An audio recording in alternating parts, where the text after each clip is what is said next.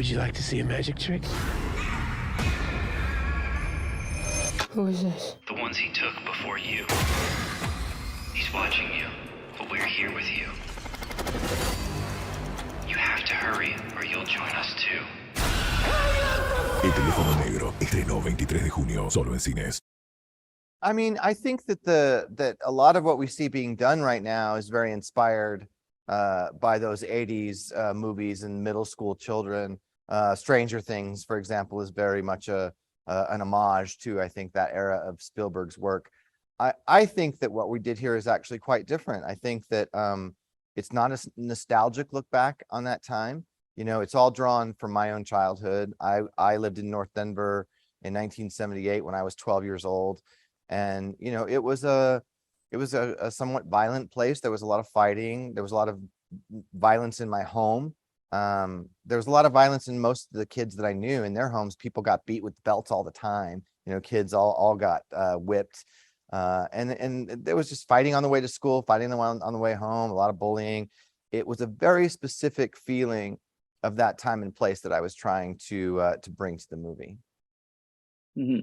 The original story is an homage to Edward Wingate, you know, a clown, and you chose to make it a magician and also put on a mask. Why is that? Well, after we had optioned the story, the movie It came out, and actually it was Joe Hill who contacted us and said, now that It has been a sensation, you can't have him be a clown. You know, and I thought he's right. And it was Joe suggesting that we make him a magician, which I thought was terrific. So I credit Joe with that decision. The mask I always liked because I think that it allowed the character to be somewhat more mysterious.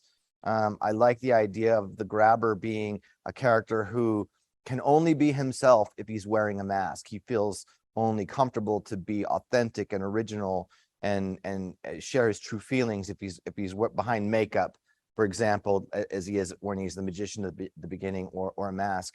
And I just thought it was scarier. You know, masks are scary, and they create a sense of mystery in making us wanting to understand better what's behind it. And also you chose not to reveal, you know, the psychology of the grabber. Most like the 70s, you know, icons like Leatherface and Michael Myers, they're like a force of nature. You don't dwell into the psychology of why he's doing that. I mean, I always think that's not very truthful when it comes to sociopathic characters. You know, there are cases where serial killers have heavy abuse in their backgrounds. Richard Ramirez, for an example, had the Night Stalker had an abusive background, but Ted Bundy had a happy childhood. You know, Jeffrey Dahmer had loving parents. You know, a lot of these monstrous killers and serial killers are characters who are evil for no apparent reason. There's great mystery behind their malevolence and behind their sociopathology. And I always think that that's scarier, you know, and I think that's true of great movie villains. You know, I think part of the reason Heath Ledger's Joker is so effective is because he tells these stories. You want to know how I got these scars? You know, and of course, everything he says is a lie. We don't know how he got the scars. We don't know why Hannibal Lecter eats people. There's mystery to evil. And I think you have to allow that mystery to exist if you want an effective villain. Mm-hmm. I really like some shots, especially the basement, because they're more like sinister. You know, you like the white shots with the character placed in one side of the frame and the other blank frame. So it was like, is your signature style do this kind of composition?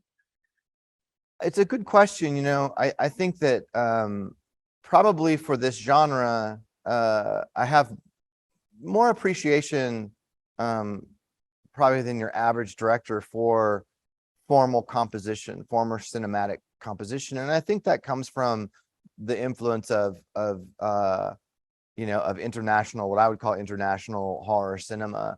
Italian horror cinema and the works of Dario Argento, you know, a lot of French horror cinema, some classic horror cinema, some Latin American horror cinema. I think that outside of America, there is more appreciation historically within the horror film for classic compositions and for powerful compositions. Everything's not just stream of consciousness filmmaking. It's not just, you know, masters and coverage.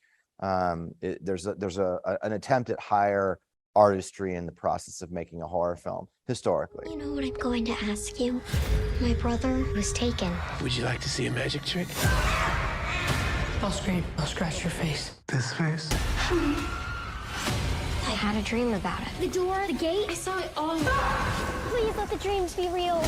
El teléfono negro, estreno 23 de junio, solo en cines.